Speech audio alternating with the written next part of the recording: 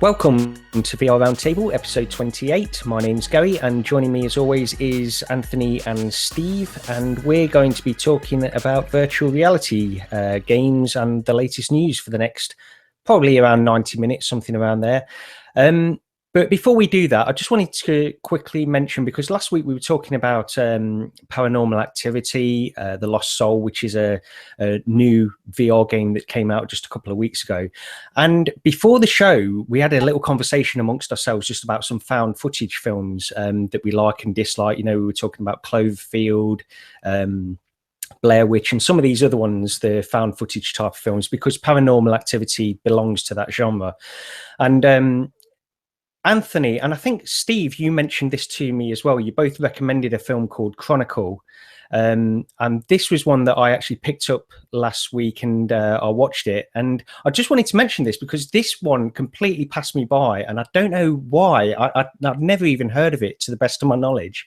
But this is a great film. It's a found footage film, so it suffers from some of the problems that these found footage films generally suffer from, like they have to create some kind of plausible way that the film's being filmed by somebody, by a character within it, so that they're filming all of this stuff even though they're in sort of a dire situation where they're in danger, and yet they're still filming all this footage.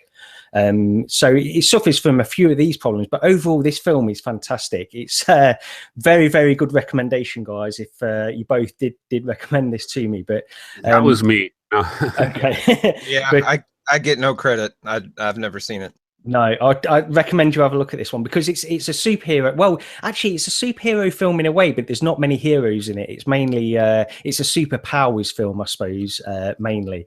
You know what's cool about it is it's a superhero movie, but it's a superhero movie where you can actually kind of believe the premise. You know what I mean? You watch the movie and it's like, you know what? This is actually slightly plausible. And the way that everything happens, like their battle, and you have cop cars driving around, and the way like citizens are reacting to the situation, just the whole thing. It's like, it's hard for me to get into Avengers and all these different superhero movies. I mean, they're cool. They have a lot of great special effects. And if you just want a fun movie, but for me, I always have this situation in the back of my head. I'm always thinking, is this actually possible in reality? And it's whenever they make a movie where they're trying to suggest that something is really possible, but Chronicle, the way they did that movie, that guy Michael B. Jordan, you know, the one actor, that's one of the first movies I've seen him in, and now he's in everything. Like he was in Rocky and all this other stuff. He might even be in like a Matrix movie where he's going to play a young Morpheus. I don't know if you heard about that. Oh, really? No, I did know they were planning on remaking the Matrix, but the thing is, I mean, about this movie, because I'm not really a big fan of like the Marvel movies or anything like that. I just don't really. I get. If I'm being brutally honest, they bore me a little bit, some of these Marvel movies. And I like some superhero movies, maybe. I mean, some of the Spider-Man movies I can get along with, but I'm just not a big fan of these. But this one, because of the way it's filmed, and I'm not one of these people that hates found footage films. I think they have their place and they can do some interesting things. And this one in particular, because it's so sort of grounded in some ways, it's a more realistic superhero movie. And don't get me wrong, it's sort of fantastical and it goes out to some really weird places, but it's just this aspect that I really liked. You know, the other cool thing about that movie too is they really capture the high school experience, at least here in the USA. Just the way that the one kid, you know, he's kind of a loner kid. He's not really popular. He's kind of introverted. That one actor, he's a really good actor. He's been in a lot of stuff. And in almost every movie I've seen him in, he does a really good job. And just the combination of his friends. And then like, it's like when you're in high school and you have a friend that is not really super popular, but he knows some other guy that is super popular, and you're kind of on the outside looking in, and it captured all of that. And then it also added the whole superhero thing. Well, not superhero, but like special powers thing, and the Legos, and just all the guy that directed the movie, his last name is Trunk, I believe. I don't know if it's Jason Trunk or something like that. But after this movie, he was kind of discovered, and it was like, this dude is good. And then what they did was they put him on Fantastic Four. Okay, so which Michael B. Jordan is in that one as well. But I don't know if you remember all the controversy that happened with Fantastic Four. Like everybody was like, "Oh my God, this movie is absolutely awful." And the director, he said, "Look, this isn't my fault. I wanted to make the movie I wanted to make. They wouldn't let me make it. This is their movie.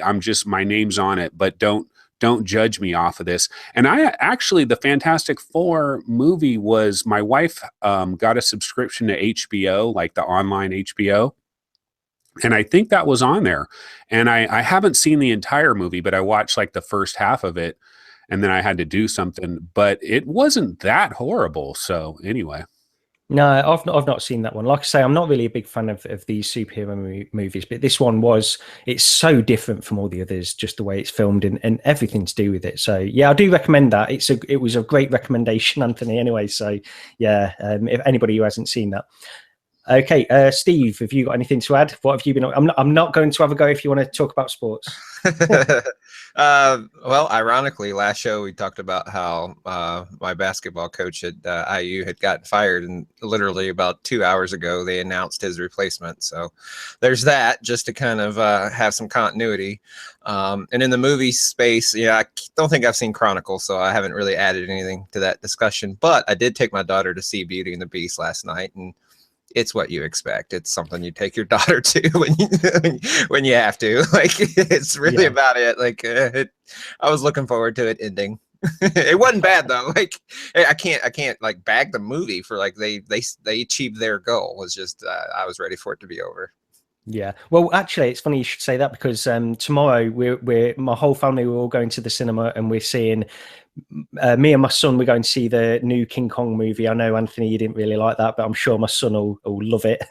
But while we're going to see that, my wife and my daughter are going to see the Beauty and the Beast movie. So we've got that going on tomorrow. So that's something to look forward to. Anthony, have you got anything else you wanted to add before we get into the show? No, I'm ready to go. I don't have nothing else. Okay, so we've got a little bit of news this week, and a few topics and a few games we've been playing. But the first one we wanted to talk about is, last week there was video, well, an article put on Upload actually, and there was a video of some new PSVR games that are slated to be released within the near future, or within the next few months or so. And this was quite an interesting thing to see, because there was a few on here. I mean, there was some which looked a little bit like very, very indie-based type games, but then there were a few that stood out. There was one called Pervader, and the trailer for this one didn't give too much away, but it seems to be focused around some kind of a virus threat and something like this, but it seemed to have some kind of narrative to it, and that looked interesting to me. Other than that, I mean, there were a few different ones actually, but let's go over to Anthony. Is there anything that stood out for you on this video? Yeah, when I first saw this article, and it was like a bunch of different Chinese developers are putting out all these different games on PSVR coming in the future, I was like, yeah, this is going to be a bunch of crappy indie games, especially Chinese developers. I mean, who knows of like the Chinese version of Naughty Dog? I mean, is there one out there? I know Ubisoft has a Shanghai development studio, I believe. But China is this up and coming powerhouse. Their middle class is growing by leaps and bounds. And with that, you're going to have people that are going to have the opportunity to pursue some of these more creative things. And development studios are starting to spring up all over China. The other thing that we have to consider is VR, for whatever reason, does seem to be more popular in China, more popular in Asia in general. And I think we have a story later that we might get to about like some NeoGAF haters. And I don't think there's as much hate going on in Asia for VR. It seems like there's much more enthusiasm and excitement. And whenever they have VR cafes or something like that, there's long lines, people are really into it. So it's encouraging to see these Chinese developers. And I saw the video, and for me, there were 3 games that kind of stood out of the 9. Like you mentioned, Pervader VR from Light and Digital, that looked good. There was a game called The Walker from Haymaker. And then the one that I thought looked the best actually was this one called Project Boundary, which looks very much like Lone Echo for the Oculus Rift. And one thing I thought too is when I was watching this whole trailer and I was seeing all these different games, I was like, are these games really running on a PlayStation 4? Because some of them looked like they looked too good. But then again, it's trailers. So it's like when we finally get the game, because I'll always go back to the Battlezone trailer. If you see some of the Battlezone trailers, that game looks freaking sick. And then when you actually get Battlezone, it's like, it kind of looks like that, but it's way watered down. And so that could be the case with stuff like Project Boundary, where it looks like it's like the movie Gravity. You know, you're out in space and you're grabbing things and you're shooting machine guns, I guess, out in space, but looks pretty cool. So I thought it was pretty interesting to see this stuff. Yeah, it really was. And just to quickly mention on this one, this is actually being done through some kind of initiative from Sony. This is being done through Sony's China Hero project, which is basically supporting developers in China to create some VR games. I don't know if it's just VR or if it's games in general, but this particular one was focused on VR. Steve, have you got any thoughts on this one? Nothing that really stands different than what Anthony already said. You know, I think it's good that we're, you know, getting more game announcements, at least this far ahead of E3, where we were expecting to get some. I don't expect, as it stands now, I don't expect any of these titles to you know, take the world by storm or anything, because in the manner in which they were kind of unveiled as a part of this whole kind of project. But still, titles and software is good, and you know, we mentioned weeks ago that it's going to be little miniature size morsels as opposed to entrees for a while. So it's in line with what we were expecting.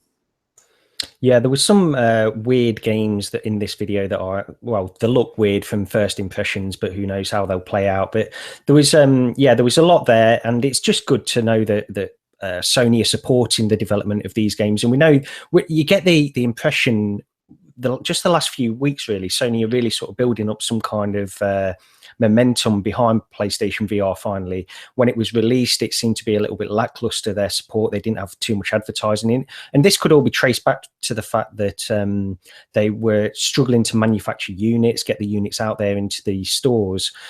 So now they're trying finally getting the units in there. They feel like they can push it a little bit more, and that's just a general feeling. There's nothing I can really point to in particular to say that's what's happening. It's just a general feeling in the community, I think, that Sony are really pushing this forward.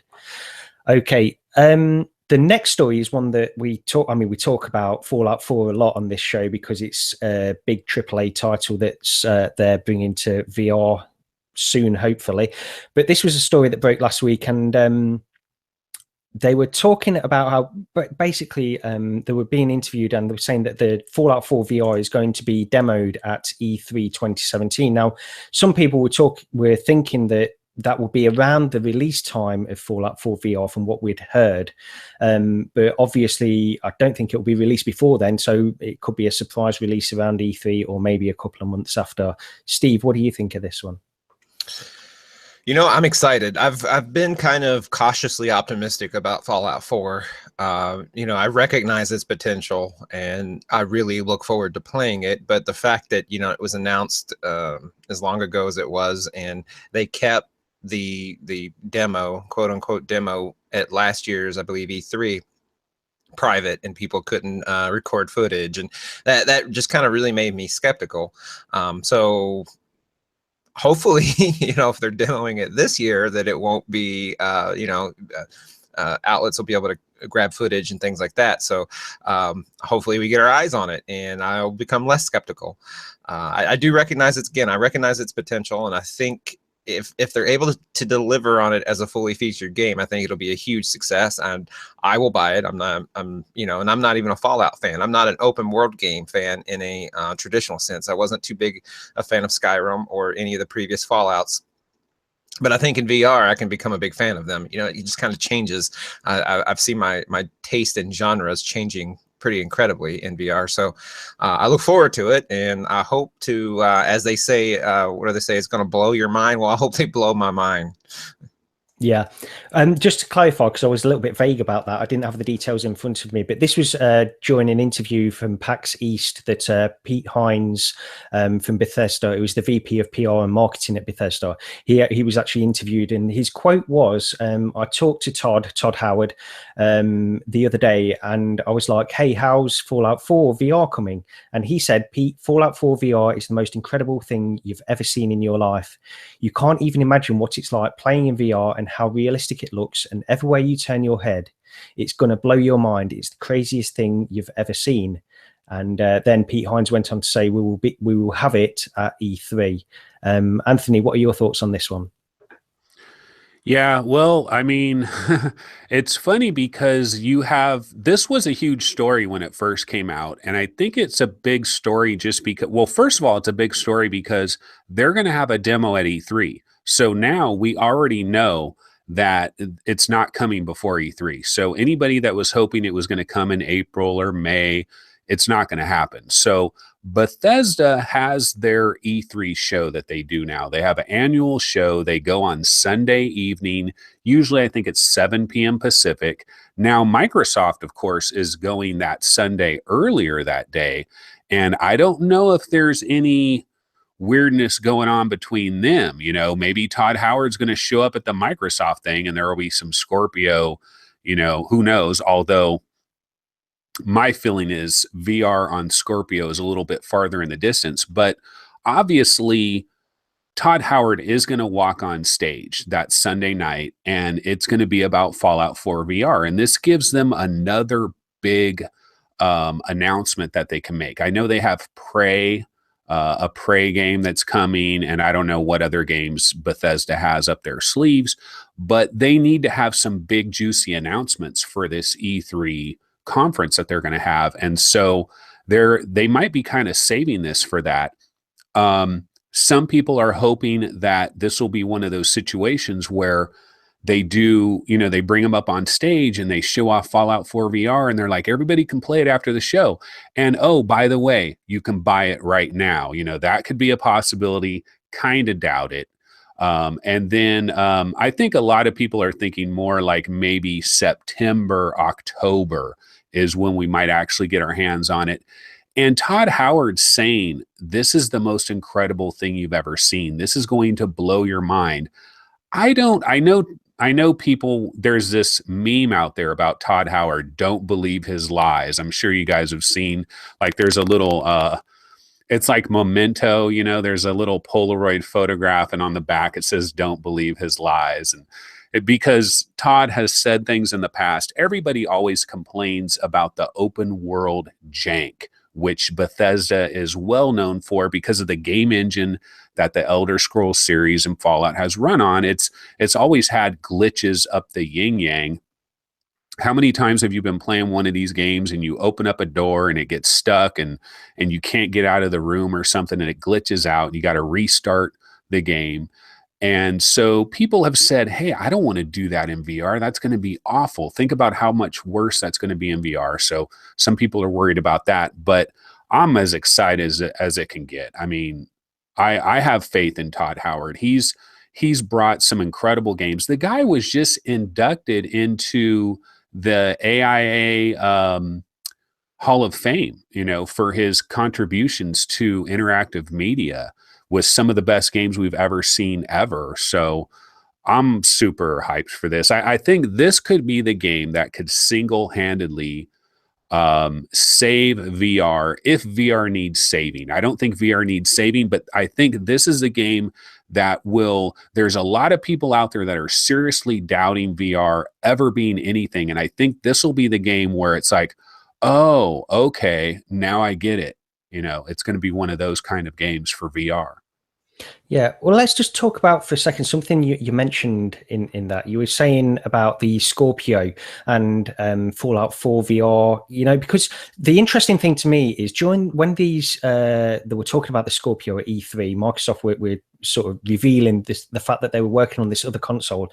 They were talking about how it's going to be for high fidelity VR as well. And they actually, during that little sizzle reel or whatever it was that little clip that they had where they were interviewing developers. They were actually interviewing people from Bethesda. Now, they didn't say specifically that Fallout 4 VR was going to be released on the Scorpio or anything like that, but they did sort of have footage of Fallout while these guys from Bethesda were talking about VR. So it's an implication going on there. And Steve, I'll just ask you this actually. What do you think the deal is with Scorpio and VR? And can you see a time when Fallout 4 could be released and in conjunction with the Scorpio and be sort of the killer app for that console in VR? Well, I have no reason to believe it. Could I see it? For sure. And the reason why I see it, because that's kind of how Microsoft, assuming they have hardware ready and assuming they have all their ducks in a row, that's the game Microsoft plays. They'll throw money. They're not all that different than Oculus. They've traditionally with the Xbox 360 and some with the Xbox One, and that seems to have fizzled off. They do less. They buy less studios, or they tend to have less relationships like Sony does with Naughty Dog and things like that. And they rather go out and they money hat. And that was a phrase that was kicked around, with all the console wars.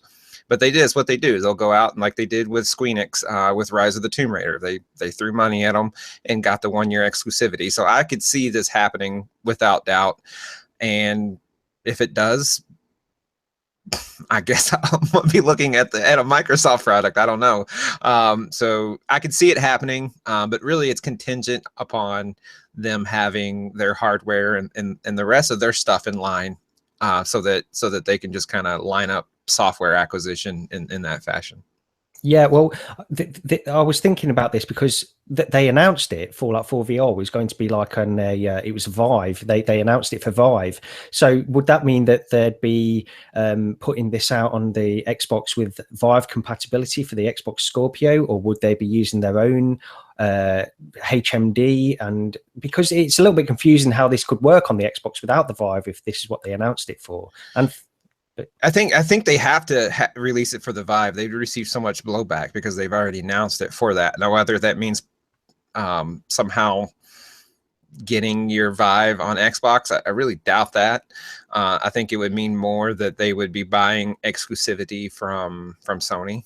So it doesn't end up on PlayStation somehow, which I'm not sure how the game could, given the restricted hardware. You know what? But Resident Evil 7 did it, and I'm sure Bethesda, with enough motivation, could get Fallout on there as well. So nothing at this point. Nothing surprises me. To go back to your question, nothing really surprises me what these companies work out, and I don't fault any of them for it. Like, they're just trying to get people locked into their particular brand of hardware and into their ecosystems, for the long-term payout. Yeah. Either way, I'm looking for Fallout 4 VR is pretty much the game that I'm looking forward to this year. And I'm looking forward to it a lot. The only thing is, a lot of people, and I think Anthony to a degree, to just kind of run counter to his opinion a little bit, they see it as the potential savior for VR if VR needs saving. I personally don't believe it needs saving, but if it did need saving, they see Fallout 4 as that possibility. And I'm not sure we want to tether a port of a 3-4-year-old game, at least 3 years, whatever, 2, 3, 4-year-old game to the savior of VR. It has tremendous upside. It has tremendous potential compared to a lot of the software that we currently have available. But that doesn't mean that there can't or shouldn't be something better that is more leveraging the platform to be its quote unquote savior. I think part of it is because it's a known quantity. Fallout 4 is a known quantity, and it's the type of game which really tries to immerse you in this world, this Fallout 4 world. And that game just seems so suited to VR. Anthony? Well, for me, it's not so much that Fallout 4 itself is going to be this like true savior, but what it is is that it shows gamers, it shows publishers, it shows developers. We're used to a certain kind of game on flat screen gaming. You know, we play Horizon Zero Dawn, Zelda, Breath of the Wild, all these huge open worlds where you can go anywhere. Ghost Recon Wildlands, you of course Skyrim and Fallout and Grand Theft Auto and all these open world games.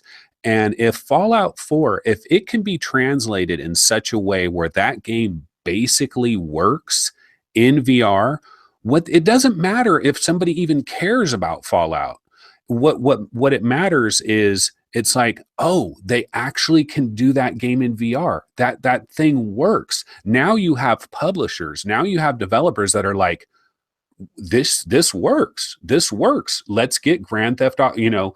People are going to start scrambling around and being like, oh my God, this actually works. We can do 100-hour epic in VR. We can make some slight adjustments to our game engine to get it run the right way. We can have some locomotion options, and if it works, it's not necessarily about this game in particular. It's just about the idea that, okay, well, now any great game that we have maybe can be altered a little bit and brought to VR. The other thing too is, if this game sells a ton of copies, which you'd have to imagine it would, how many publishers out there are looking at their back catalog and thinking, wow, this could, because remember when the Xbox One and when the PlayStation 4 first came out, how many publishers out there saw all these remakes, you know, all these up-res remakes of games that we had on 360 and PS3, Dishonored special edition, you know, all these special editions, Thief 2 or whatever it was, special edition, you know, all these up-res versions, they made a lot of money off that. That was just a cash cow. You take your back catalog, you make it look nice and shiny on these new consoles, you pop it out and people are buying them and you're just making money. It's like free money. Who's gonna look free money in the face and be like, no, I don't want free money? And so if Fallout 4 shows that this works, then there's a lot of publishers that have to look at their back catalog and think, could we do that with Dead Space? Could we have Dead Space VR? Hell yeah, you could, and I can't wait to play it. And so, hell yeah, I'll give it that a hell yeah. I love Dead Space. Go ahead, sorry. Yeah, no, I mean, that's pretty much. And one other comment I did want to make, though, is like the Vive working on Scorpio and all of that. One thing I find really funny, and I still see this to this very day, is whenever I get into like some internet thread somewhere where people are talking about Fallout 4 and they're talking about the Scorpio, because Todd Howard was there. You're right, Gary. In that E3 video, it was Todd Howard. He said, we're bringing Fallout 4 to VR. He didn't say Scorpio, but it was strongly insinuated that was going to happen. They showed footage of Fallout. That was Todd Howard. They put him in that trailer for a very specific reason. And they were talking about high-powered VR and all this stuff. But it's funny because these threads I go into, everybody's like, oh yeah, Microsoft has a deal with Oculus. You'll just buy a Rift. No, people are like, I kind of want to grab these people and shake them a little bit, because it's like, what are you thinking, man? That's like 2-3 years old information. Okay, so they put an Xbox controller in the Rift box. You think that they have this special marriage between Microsoft and Oculus? You think Zuckerberg and Phil Spencer are going to In-N-Out Burger and sharing a burger? I don't think so, man. The Rift is not coming to Scorpio. Microsoft just did all these deals where they have Acer, Asus, Hewlett Packard, Lenovo, all these different Windows holographic headsets, yet you're going to have to buy a Rift to work on the Scorpio? No, it's not going to happen. Yet people continue to talk about it. And it's like, and even when I jump in the thread and maybe mention this, they still don't even want it's like they don't even hear me. They don't even want to know about it. They have it in their head that they're going to play their Rift on their Scorpio.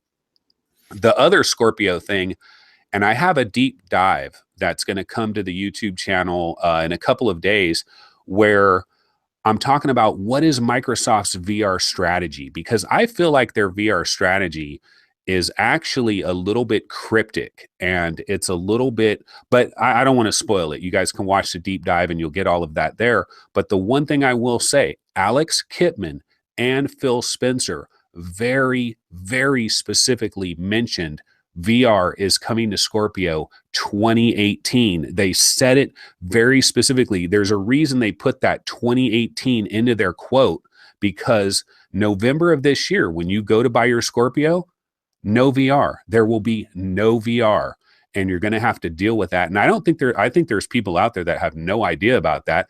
And Fallout 4 VR is not going to wait till 2018 for the Scorpio. That might have been originally when they had them on that E3 trailer.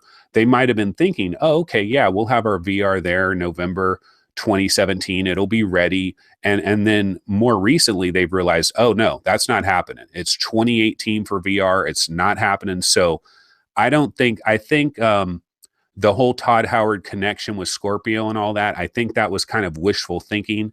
And it may come to Scorpio later, but no one's really going to care because it's going to be like 1 year later. But yeah, that's... Yeah, you said something, and it's not really Fallout specific, but it's kind of more on the Xbox stuff. And I hadn't really thought about the Rift on the Xbox, and I agree. I don't think there's a relationship there, and more so when I look at these console manufacturers and I look at Microsoft's history with the Xbox, what have they allowed you to plug into the Xbox other than an external hard drive that wasn't a Microsoft peripheral? My hunch, and it's no more than a educated guess from a tech fan in his mid-30s, is that when VR comes to the Scorpio, it's going to be an Xbox branded headset. Now, it may be a rebadged Asus or a rebadged Lenovo or something like that, but it's going to be an Xbox headset that may or may not have proprietary connectors on it, that may or may not be able to be plugged into the PC without some sort of hack, and it's going to be an Xbox peripheral. I don't know for sure, but to think that the odds aren't strongly in that favor that it's going to be, not an Xbox peripheral, it just seems ludicrous to assume that it's going to be anything but. Okay, well, I'll go ahead and disagree with you there, because I disagree. And the reason I disagree, I understand what you're saying. Yeah, it is true. Like, they're really going to allow you to plug an Acer headset into your Xbox, or Lenovo or Hewlett Packard or whatever. That seems kind of weird.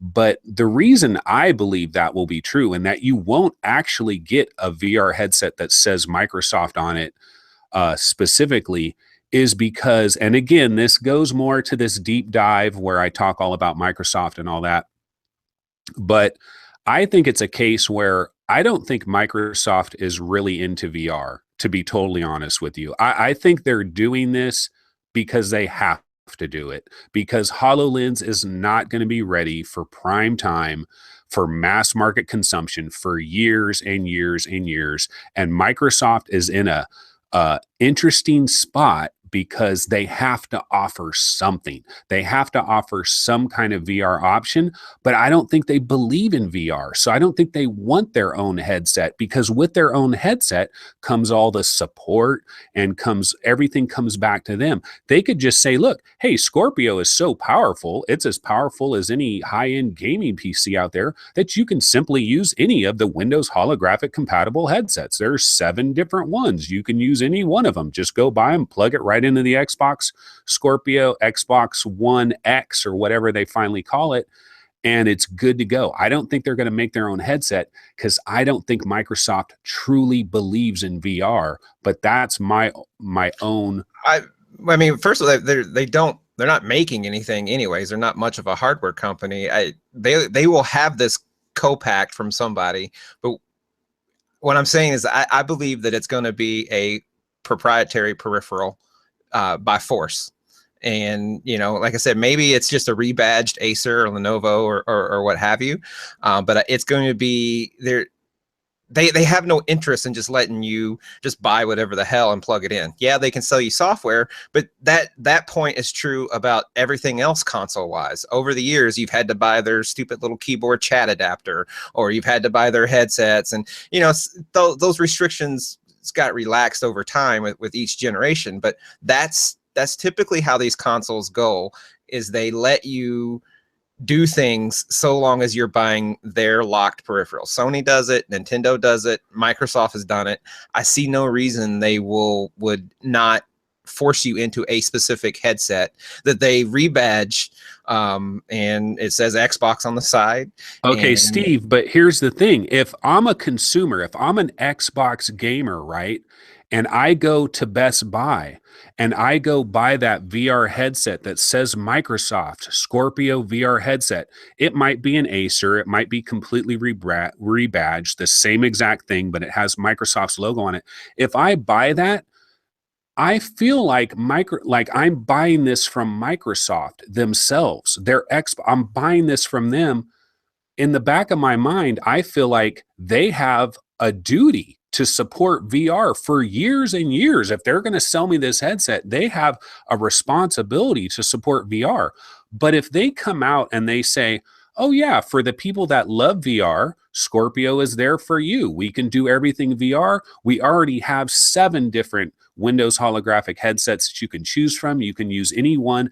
Then that's not, you're buying this Acer headset to work on the Scorpio, but you don't necessarily feel like Microsoft is responsible for delivering you this VR content for years and years, where if you go buy a Microsoft branded headset, implied with that is the follow through. And I don't think Microsoft is ready for the follow through.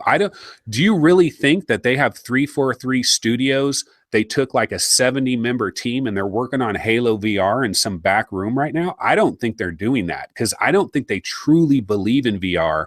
And I think they're going to half-ass their way through this thing, but they're going to offer enough of it where people that are really into VR can get some VR action that way, but not where they have this implied responsibility to continue to deliver content.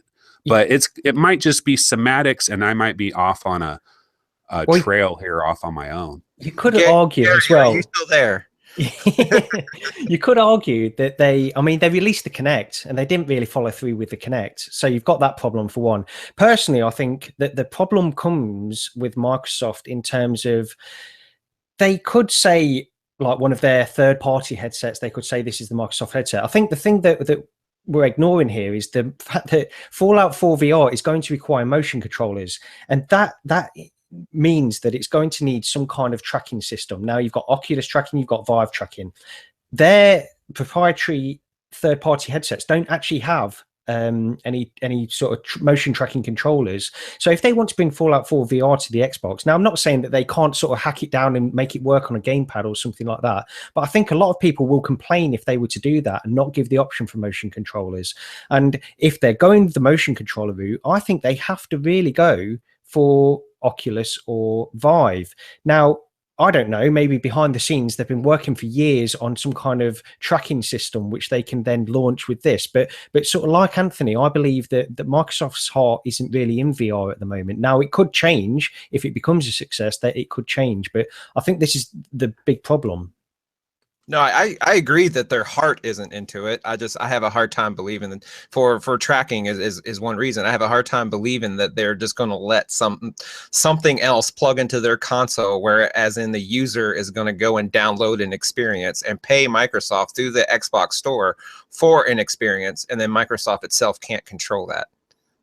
They've never done that before, as far as in anything I can think of, and that's hard for a company like Microsoft to say, okay, we're just going to forego all control over this user experience to whomever makes the headset and the tracking system, assuming there is one, and just say we'll let it be what it is. And I find that hard. I think they'll partner with somebody, because I agree. I don't think their heart's in it. I think they'll partner with somebody. Partnered with somebody. They partner with 7 companies. I don't know.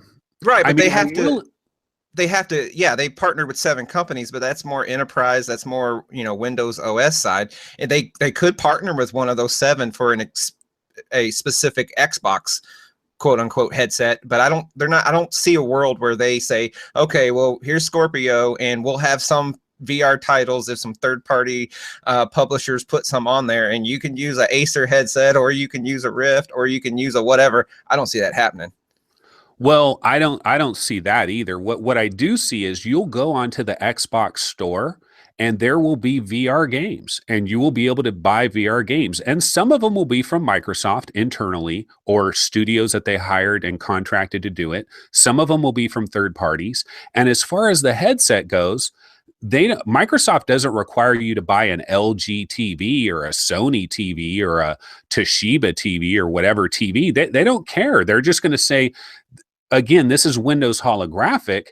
And let's be honest, what is the Scorpio? The Scorpio is a Windows 10 PC that is being snuck in your living room. Everything is going to run on Windows holographic, and all these headsets are already designed to work on Windows holographic. Now, the real question is the controllers, because we know these headsets have the HoloLens technology, so they don't need outside tracking, but will they be able to come out with some type of controllers where the headset connects to the controllers and it can kind of, maybe your controllers have what do you call it, the motion sensing of where they are, but not like actual track, the accelerometers, and then in combination with the cameras that are tracking your room, maybe it can kind of see a little bit of the controllers, and combined with the accelerometers, it does an algorithm type of thing. Acer, Lenovo, all these companies that are bringing out these headsets, they haven't made an announcement about a controller, but there's nothing that says they're not going to have any controller whatsoever. That could change. None of them have been released yet. It's later in 2017 when the first ones are expected to come out. So it's interesting. I guess we'll see at E3 if Microsoft says anything about any of this, but it's definitely interesting to see what they're going to do, because I don't know. It's hard for me to imagine they're going to come out with their own tracking system, their own controllers, their own headset for something that they're not really believers in, unless they've changed their tune. And they do have 70 people at 343 Studios working on Halo VR. You know? I think they kind of need that if they're going to do VR, period. I think they're going to have to leverage their Halo brand and leverage anything they're strongly associated with, because otherwise there's no damn reason to buy one. But I think Microsoft, this is going to be another out there statement, but I think Microsoft is going to sell their Xbox division to Amazon within probably the next 2 years. Microsoft is getting out of video games. That's my personal opinion. Microsoft is going to get out of video games. It's the reason they look at their games on Xbox One. What do they have? They have nothing. They have like a handful of games. If they're really in the video game business, they're doing a shitty job about it. That they seem like they're distancing themselves from video games, and they might dump this off to either Amazon or Samsung. I think they're going to get out of video gaming, but that's a whole nother topic, and it's complete speculation on my part. But I don't know. They're not doing a good job right now. Yeah.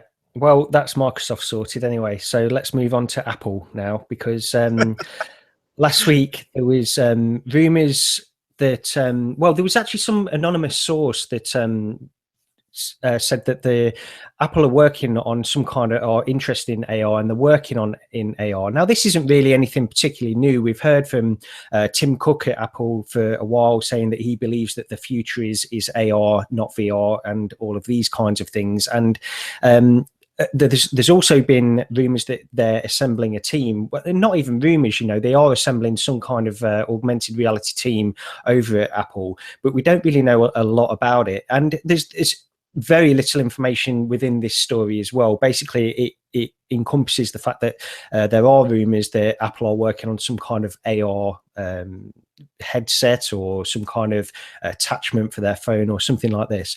Now, what I'm really interested in is on your guys' opinions on whether you believe Apple entering the VR market or AR market is beneficial overall.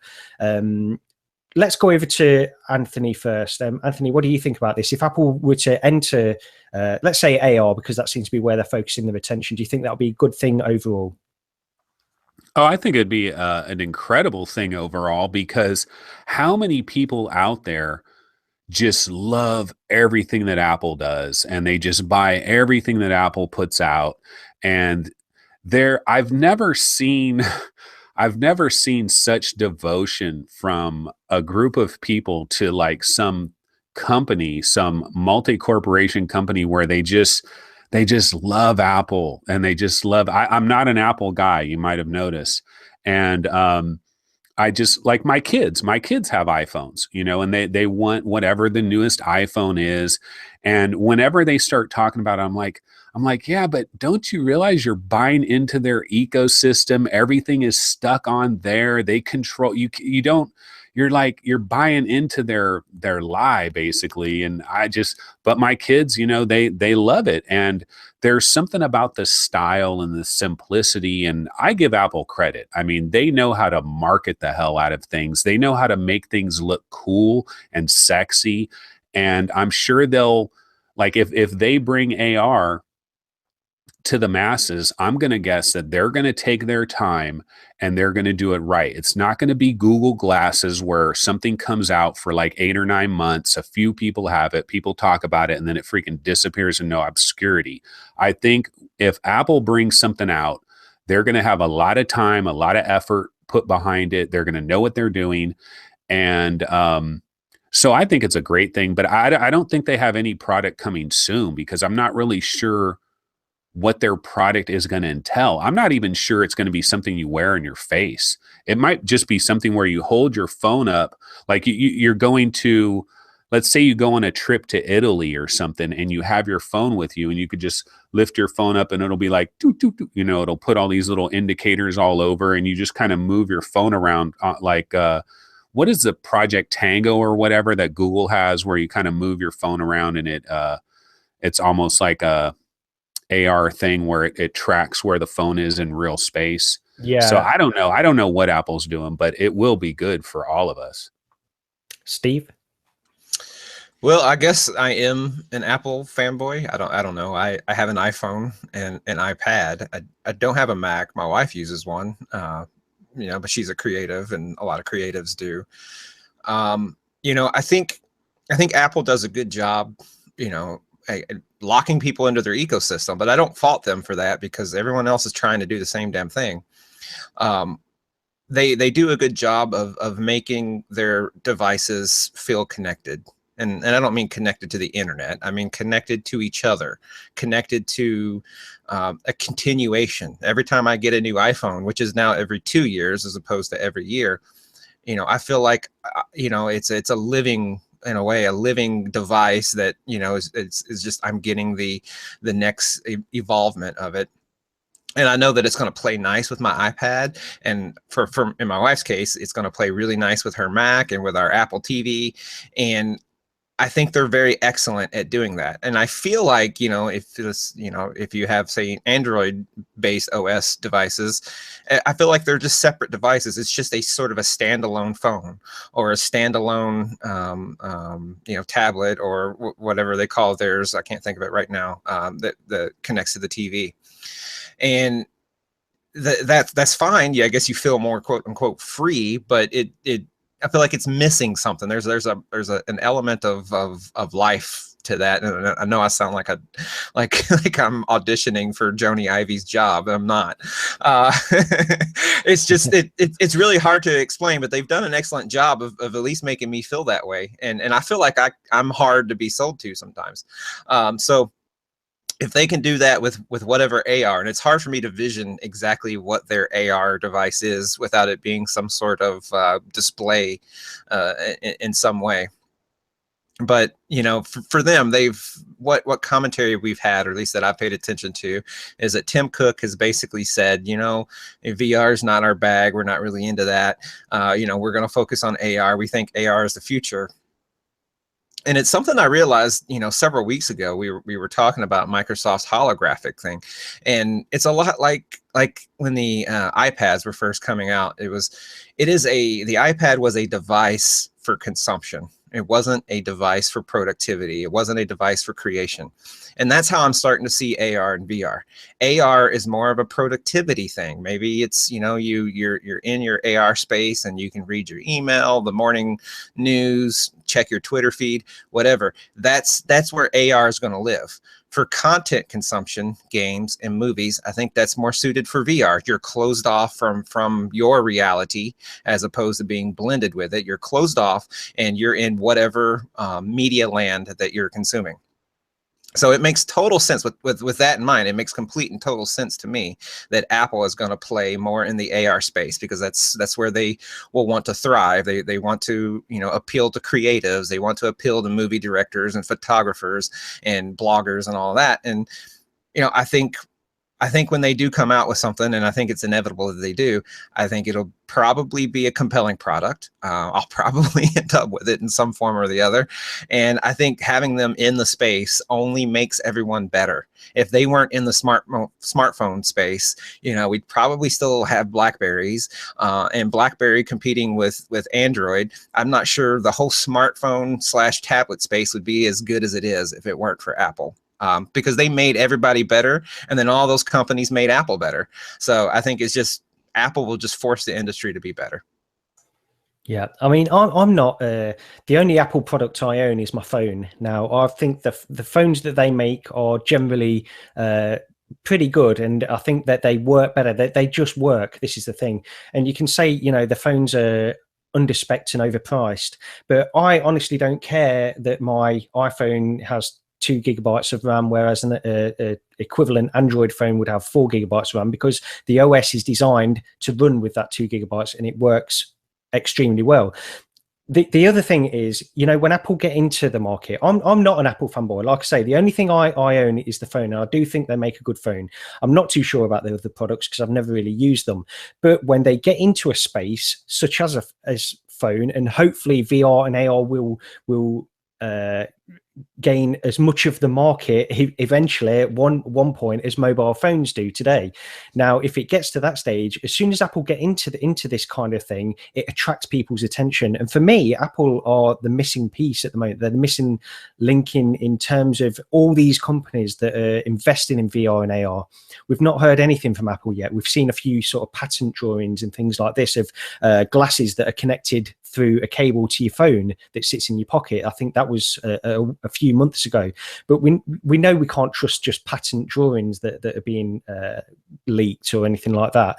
So we don't know what they're doing. And for me, if Apple were to get into the AR market, and I think you're right, Steve, actually, I think it's more focused on not so much on the gaming side or anything like that. It's more focused on the creativity and just day-to-day. It's more day-to-day type of things that Apple are focusing on. And that, I think, is absolutely what we've come to expect from Apple anyway. So if they were to get into VR or AR, then it can only be a good thing. And yeah, I hope we hear something this year. I don't think we'll see a product this year, but maybe something next year. Who knows? Okay, has anybody got any other news stories they want to just bring up at the moment? I was just going to mention that Giant Cop. Do you guys remember Giant Cop Justice Above All? Yeah. That is coming March 30th to Oculus. And this was one of those games where it originally was announced, I think, for the HTC Vive, and then there was kind of a switcheroo to Oculus, and it was like a big drama storm that got kicked up over this game. And then we forgot about it. It's been so long, everybody forgot about it. But this game's finally coming. I think it's going to be $25. So it'll be interesting to see what happens with that game. But I'm more interested actually in that other game, Maximum Overdrive, or I don't know what it was called, but there were 2 games that were kind of like Giant Cop style. And there was a different one that I thought was cool. Gary, you actually have played that one, right? Yeah, it was a demo. It's part of it. There was a game. I'd never heard of this game before, but there was a game called I don't know if what it was called, if it was called Maximum Overdrive or Maximum something. And this was a demo of a VR demo that they released. And you're basically just like a King Kong type character. You've got these huge claws in front of you, and you just go around a city and smash it up for 2 minutes, and then you get sent back up, and then you can try again.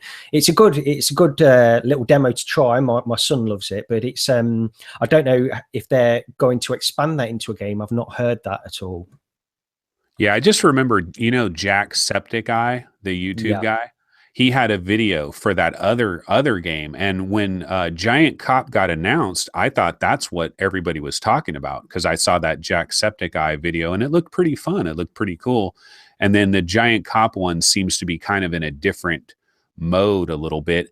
And then, of course, now we recently have the Mighty Monster Mayhem that just came out. So more and more of these games are starting to come out. I mean, it makes perfect sense. If you're in VR, why not be inside a city where you can wreak havoc and grab little people and throw them around and do all kinds of crazy stuff?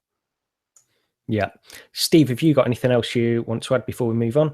No, yeah, I guess it's minor little news quirks related to games.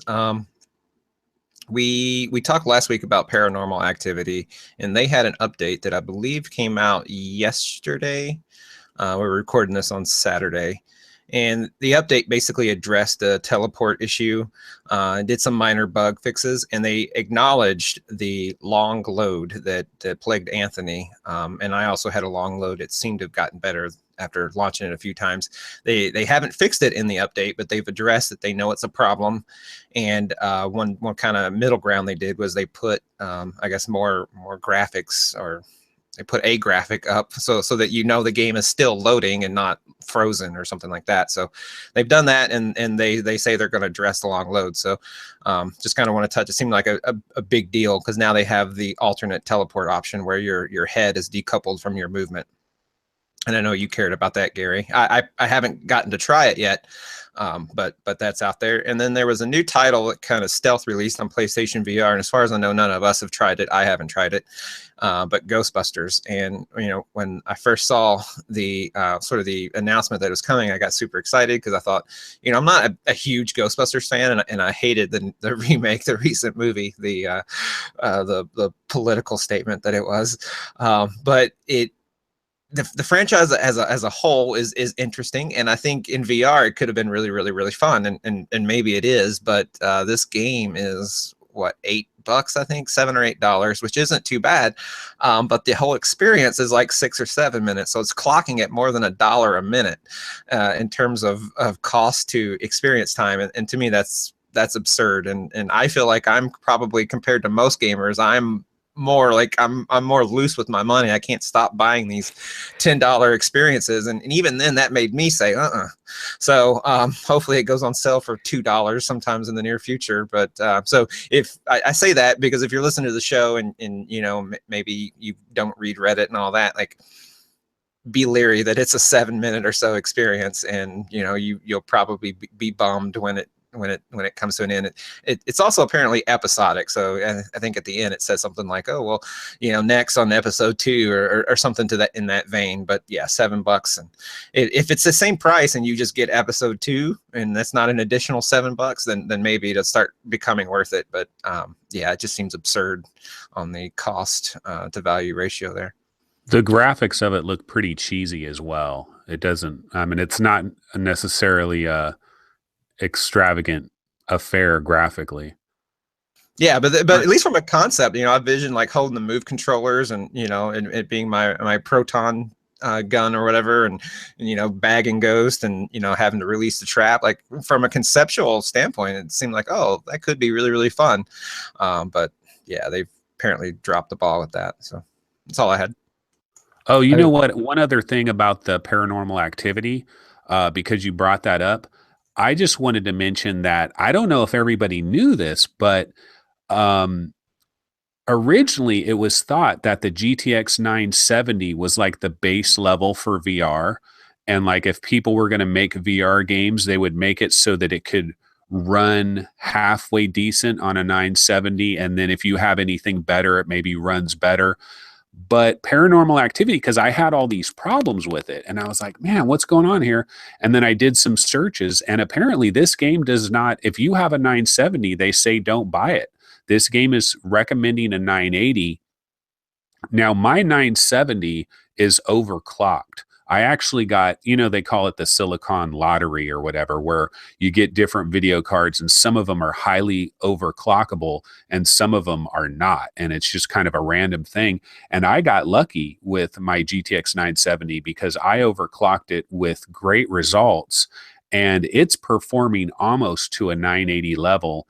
And I still can't really play that game. I haven't even tried it, but it's interesting though, is like going forward, is the 970 no longer the base level? Because it almost seems like we're headed in that direction. I think, yeah, I think you have to pay attention to that now, since you have a 970. This is how I understand it. Correct me if I'm wrong. But the 970 was kind of the minimum spec as stated by Oculus and HTC. And it was never any promise that every title would be meeting that 970 spec.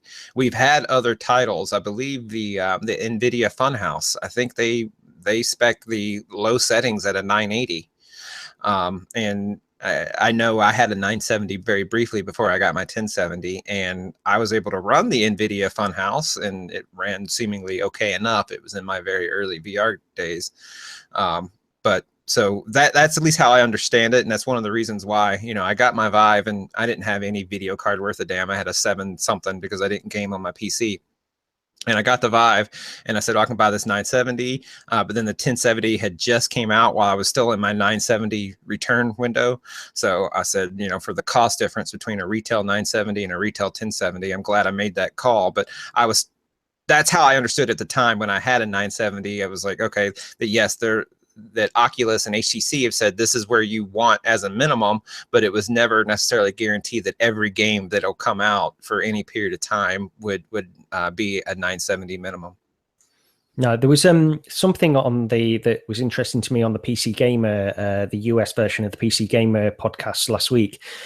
They were talking about VR very, very briefly in that, but they were talking about how one of the guys on there was talking about how he had a 970, and he was basically saying for VR, there's no point in getting anything more than a 970 at the moment because all the developers are focused in on making the 970 their baseline product. So they're all making sure that their games all run on a 970. Well, that's simply not true now. This guy must have been out of touch with VR a little bit because that's simply not the case. At the moment, we're starting to see this change where pretty much everything a 970 will be okay with, but there's all of these different subsets of what it will be okay with. And, you know, if you get into the stage of where you're wanting to super sample anything, you've got no hope with a 970 as far as I know anyway. And, you know, Paranormal Activity itself, it illustrates the fact that I think that the tide is generally going towards the point where a 970 won't cut it anymore. And even, I mean, they're using a 980 as their minimum specification in that game. And I think people have even been complaining with a 980 that it's not running. I mean, I've got a 1070 and I can, because it doesn't even have any sort of graphic settings as far as I can see. I only went into it the other day, but even on a 1070 in places, I'm struggling with performance on that game as well. Yeah, I think they probably was shooting for a 970 and it was optimized like piss. So they said, well, let's just make it a minimum 980 to kind of take some heat off of us. There's nothing about that game that I can see that wouldn't work with a 970 if it was well optimized. But yeah, that's just the optimization is a whole nother angle when it comes to required video card. I'm very frustrated in the level of optimization that we get in a lot of VR titles that I'm able to play on the Vive because they really aren't leveraging the power. Like it's almost like they're brute forcing all this power just to get a game to run with minimal optimization, which was frustrating because as a PlayStation VR owner, I feel like I'm getting a lot of times comparable performance and I shouldn't be. Like it's mind-blowing. Like my Vive should be able to just like knock the dust off of anything the PlayStation can do, and to me it doesn't appear that way. And I guess the best of the Vive, like Robo Recall, looks incredible, but it's also done by Epic, and I'm sure they did pretty well in the optimization. So anyway, so it's just like the whole video card thing, like, you know, the 1080 Ti coming out, I'm just kind of apprehensive. I'm really laying in the shadows. I'm like, I really don't know what the hell to do. Like, yeah, it'd be cool. Like if I was in the market for a VR or for a video card, I guess I'd buy a 1080 Ti, but it's really like, it's just overkill, and it's really just a super sample machine at that point. I'm looking at used cards right now, actually, myself, because everybody's jumping on the 1080 Ti. So there's people with 1080s that are jumping to the 1080 Ti, and the 1080, I believe the retail version of 1080 is supposed to have dropped to $500. So if you're selling a used 1080, you obviously can't get 500, because why would someone buy a used one? They just buy a new one. So I'm looking at possibly getting a 1080 in the 400-ish range. And I've actually been looking on Craigslist and eBay and stuff, but a bunch of the people that are selling the 1080s, they still have these visions of getting $500 for it. And it might take them a little while to realize you're not getting $500 for a used 1080 anymore. And it takes a while for that to happen. But yeah, I didn't know. I mean, I knew that I was going to have to upgrade. I didn't know that it was necessarily coming this quickly. I thought maybe Fallout 4 VR would be my upgrade point. But Gary, you talked about that PC Gamer podcast and the guy that had these unrealistic expectations. But it's funny because you'll see a Reddit post where people start arguing about this stuff. And then there's always someone in there. I got a 960. Everything runs great. I never have any problems. I play raw data, Arizona sunshine, blah, blah, blah. And it's like, really? You get people on there that you have these super sample wars on there as well, where they talk about, I'm super sampling it at 2.0 and everything runs flawlessly. And, you know, it's got to be bullshit. But anyway, let's leave that there because we could go into a deep dive on that. We don't want to waste it here. Let's go into the next topic. Now, this one, actually, you mentioned Giant Cop, Anthony, earlier, and this is something that could fall into what we're going to discuss next because we received an email from Simon, and I'll read his email out because this will explain what we're going to be talking about. But he says, "Hi guys, do you think some of the early announced titles for the Vive that have yet to be released, like budget cuts, are in danger of missing the boat? If you look back to the early days of the Vive, very simple titles like the Blue could be released and obtain very high ratings in reviews. Similarly, Apollo 11 VR. I believe these early VR titles scored highly because A, everyone was still in awe of what VR was capable of, and B, there was little competition, so they were presenting new experiences. However, almost 12 months later, those types of titles don't cut it anymore. We are all looking now for titles that are more than just experiences and wanting fuller, more polished and more in-depth games. This got me thinking of the title Budget Cuts. When the demo emerged, it really impressed everyone, and the hype it generated has kept interest going in this title to this day. If it had been released last autumn, I think it could have been the title of the year and blown people away. However, I worry a little for Budget Cuts now, since the environment it is going to be released into later this year is no longer one where there is no competition. We already have Pavlov, Vertigo, and Onward. Plus, we have Fallout 4 and Doom on the horizon. And as I said, VR owners now have much higher expectations. I'd be interested to hear what you think. Should the Budget Cuts team have released it last year into early access? My worry is that it will no longer have the wow factor when it finally comes out. Cheers, Simon." So, yeah, what Simon's talking about there is something that I'm sure has crossed our minds at some point or another.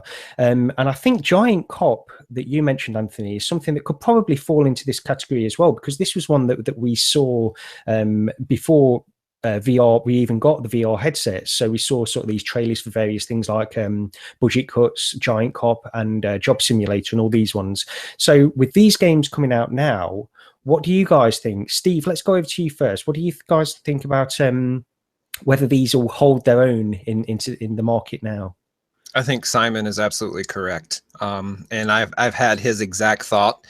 I am very concerned for budget cuts, and I do believe, to pat myself on the back because I've never done that before, I firmly believe that when we did our the games we were looking forward to the most in 2017, that I identified this concern with budget cuts.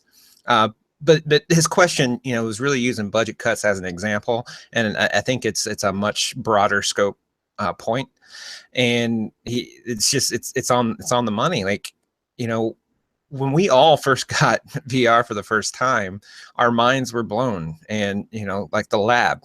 I remember almost giggling, or maybe I did giggle, like a giddy schoolgirl playing Zortex. And it was just like, they could just change. Like, I spent my whole life playing games, and now this was like, I had this in my own house. Like, I could have this experience. If for whatever reasons, let's say I never played the lab, but I've played everything else I've played to date in VR. And if you drop me in Zortex right now, I don't think I would have that exact response. It still probably say, yeah, this is pretty cool, but I don't think I would just be, have my proverbial wig blown off. And I think that's what budget cuts may run into. It may be a good game, but I really feel that it's going to be a lot like Vertigo for me, where I recognize it for what it is, and I appreciate it, and it's the developer did a good job, and I don't know what it is, but it never quite puts its hook in me.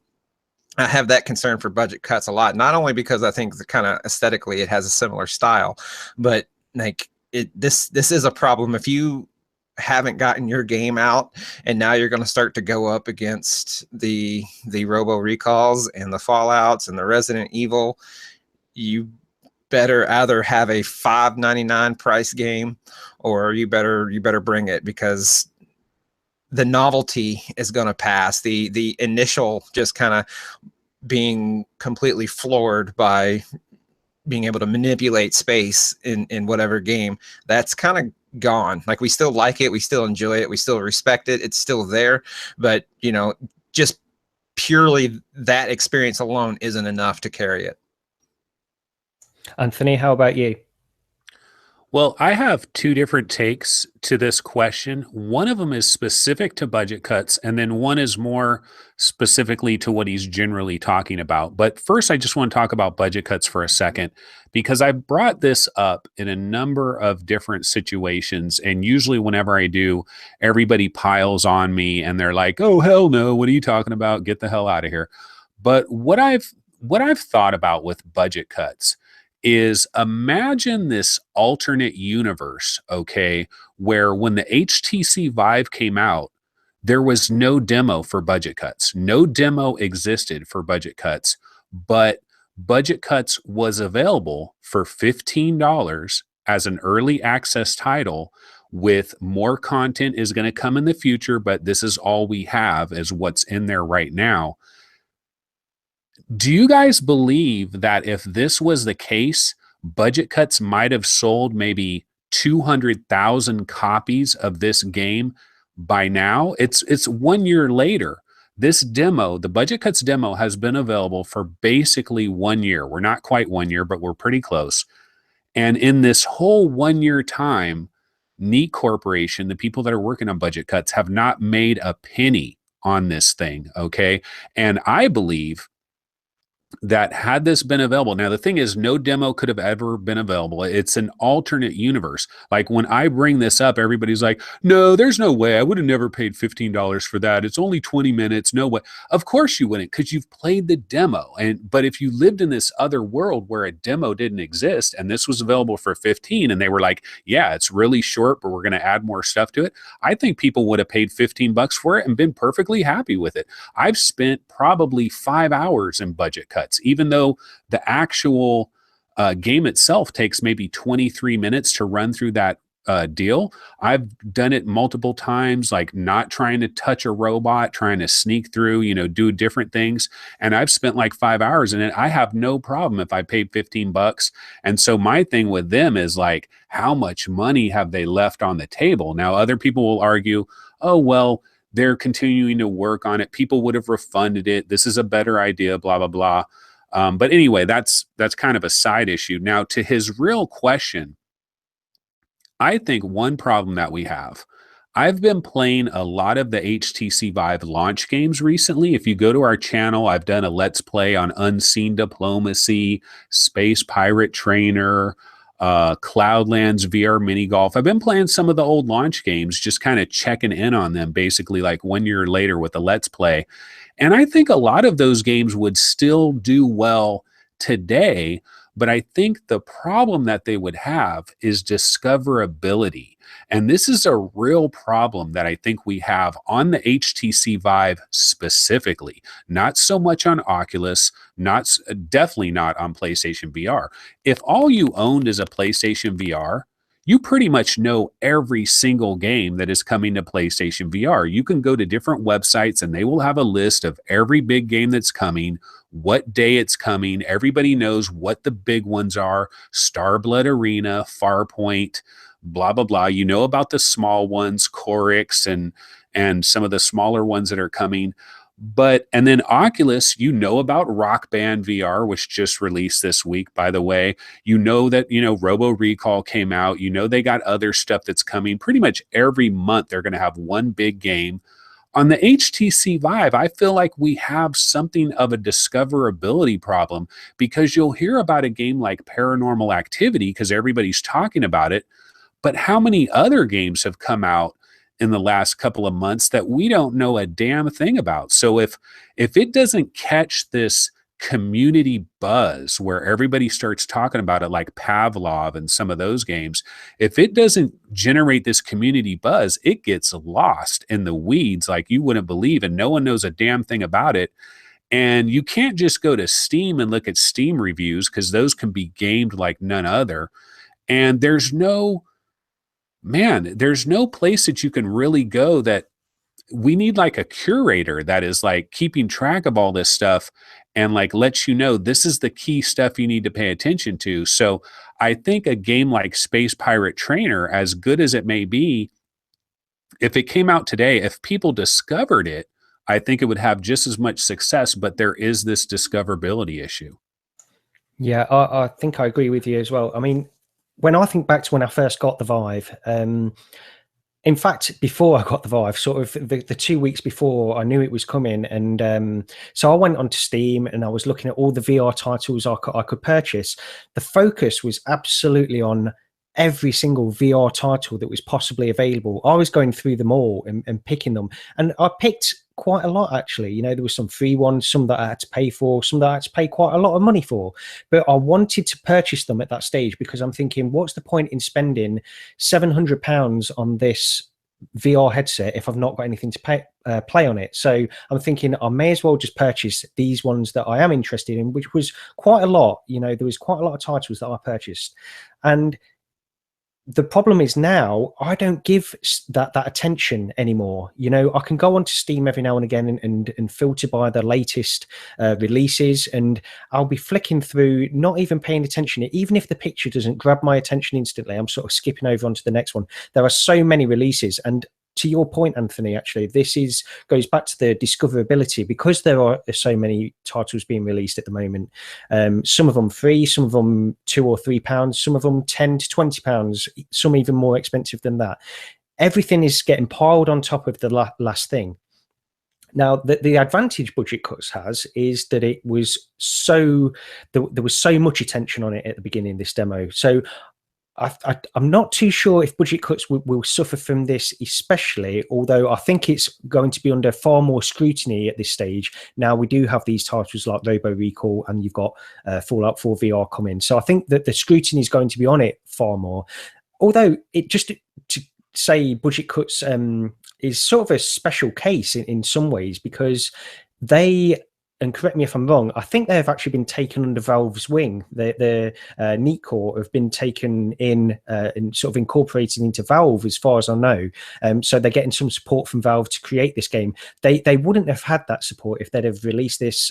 Although maybe if to go back to what Anthony was saying, if this was released as an early access title, they could have still had that opportunity. Who knows? So I think Budget Cuts is probably a slightly special case, but the point stands that there's a different atmosphere at the moment with just how all these different titles are coming out and how they have to impress us in specific and special ways, each one.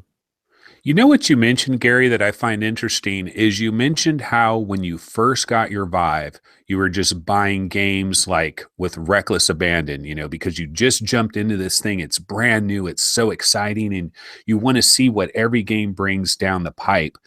Now, we're kind of jaded. We've been around a year. We've seen all of this stuff. So it's not like that anymore. We're not buying every single game that comes out anymore, because one thing that you have to know as an early adopter, okay, Steve, you got that big projector screen in the background there, right?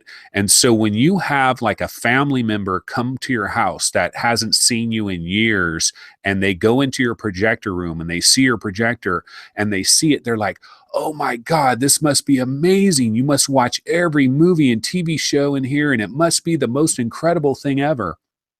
But the way it works is, yeah, it is like that for about the first year or so, but everything wears off eventually. If we get Magic Leap and we're seeing freaking dragons in our house jumping around, that's going to wear off eventually as well. Everything wears off. If you get, let's say you buy an $8,000 OLED TV that has HDR and the blacks are the blackest black and everything is incredible, but it eventually wears away because we eventually get used to stuff and then it turns into a normalcy situation. But the good thing with VR though is even though we are so used to all of this stuff, a game can come along like a Raw Data or an Arizona Sunshine or Paranormal Activity if you have a good enough video card to run it. But a game will come along that is like, oh yeah, this is cool, like Robo Recall, and it'll give you that launch excitement again a little bit, but it might take a new headset, with new resolution capabilities, a bigger field of view to get us back into that super excited mode that we were with launch. But the good news is there's other people out there that are buying a Vive every single day and it's brand new to them and they are buying all these little games with reckless abandon. Maybe we're not because we're jaded a little bit. We've been through this. We've been here for a year and we have a feeling for it, but it's an interesting situation. It's just early adopter syndrome. We all deal with it. Yep. Okay, let's go on to the next little topic we've got here. And this was just to do with, there was a thread on NeoGAF that we caught our eye. And this was entitled, Has VR Stalled? And this thread, we just wanted to get onto this because this is a topic that we seem to come up against quite regularly as being an enthusiast of VR. You've got the VR haters, the people that dismiss VR and think of it as nothing more than a gimmick. And this thread really, it's a little bit depressing actually, read through some of these things. Anthony, did you get a chance to get any quotes off of this thread at all? I've got it in front of me, but basically, the thread's going through the guy, the original post on this. Let me just read this out first because this will give you an idea. The original post on this, he's saying, has the hype around VR fallen off the cliff? People are far more interested in 4K and HDR, it seems to me, and the cost hasn't come down enough for casuals to get involved. I know from personal experience how great high quality VR is, but it's not in the frame for the average gamer. The industry needs for VR to progress. So then you've got a lot of comments on this thread of people generally sort of agreeing with him that VR has stalled. There's a few people that are saying that for them that it hasn't. But yeah, it was just a little bit of a depressing thread. Anthony, do you want to just quickly talk about this? What your thoughts are on this? Yeah, well, so the thing about this is that we've seen this repeatedly. And if you go to NeoGAF on a regular basis, and I do go to NeoGAF, and for the most part, I like the NeoGAF forums because if you want to find out news about something, like if there's a sale on PlayStation Network, if there's like a flash sale or something, you'll find out about it real quick on NeoGAF. Or if there's some major game that's been announced, they have that information so quick. So it's just an easy place to go to find information. But one thing you'll notice is if you are a VR enthusiast is that NeoGAF doesn't have a lot of them. They have a lot more haters. And so what happens is you'll get a thread like this every so often. And if you go into one of these threads and you start reading all the comments in there, it can be quite depressing because it's just depressing to me that so many people are just willing to write it off. Or what's even more depressing actually is you'll hear these people come in there and they'll say, yeah, I bought a Vive, played it for a month, haven't touched it in 3 months. I'm selling it. I'm playing Horizon Zero Dawn. I never play my Vive anymore. Oh yeah, I have a PlayStation VR, but now it's all dusty. There's no games for it. I feel like Sony's going to kill it. This is Vita Part 2. And it's depressing if you go through there, but you'll also see some VR enthusiasts that'll chime in and they'll be like, no, I think this is going to be a game changer. You guys just don't realize we're early to the game. And it's a tired, dead topic that we've seen a number of times, but it does pop up. And it's interesting to check out, but I don't have much of a comment to say about it other than that I truly believe, I truly believe that the haters are going to have to eat major crow. But at the same time, I did a deep dive where I said VR is going to be a slow burn. And there's some people that they run out, they buy a PlayStation VR, they play Resident Evil 7. They're like, oh my God, this is awesome. This is great. Okay, where's the next big game? Where's the next big one? What? There's no next big game? Oh, then hell with this, man. Let's get rid of this shit. Where's freaking Halo in VR? But I mean, some people, it's like they'll get that one big game and then it's like they expect, wait, there's not a steady stream of a huge giant game every single month? What? I came from the console world. We're playing Horizon Zero Dawn. We're playing Zelda Breath of the Wild, And so some people don't realize, and I think maybe it's up to the manufacturers and like the journalists and stuff to kind of let people know, look, this is kind of a enthusiast early adopter thing. You're not going to get major games every single week for this. It's just not going to be like that. But some people have like these unrealistic expectations.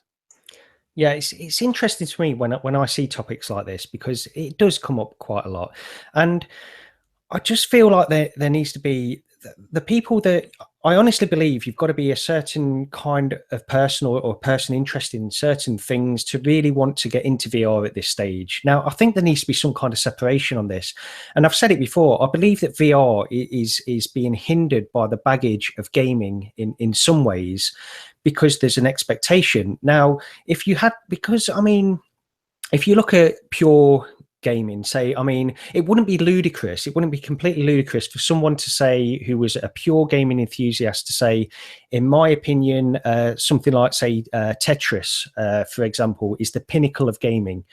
And you can't really argue with that, because as a puzzle game, and it does what it does absolutely flawlessly. It's been designed so well. Tetris as a game has been designed so well. And actually, Colin Moriarty, for example, he often talks about how Pac-Man or Miss Pac-Man is sort of the pinnacle of gaming in his opinion in some ways. And you can't knock him for that. It's absolutely valid opinion to have. The problem I have is Tetris does what it does very well. You can't knock it as a game. Gameplay wise, perfect. Mechanically perfect. Does it immerse me in a different world? Does it make me feel like I'm somewhere else? Does it place me in situations where I can't experience in real life and make me feel like I'm actually there? No, it doesn't do any of those things. It's not trying to do any of those things. So I feel like if your focus with gaming is something that VR can't necessarily do better, then you might have a slight prejudice against it, or think of it as a gimmick, because it's not bringing anything to you as a gamer that you don't already have. For me, in terms of gaming, I'm all about being immersed within a game. I love the fact that I can be immersed within a game and feel like I'm somewhere else.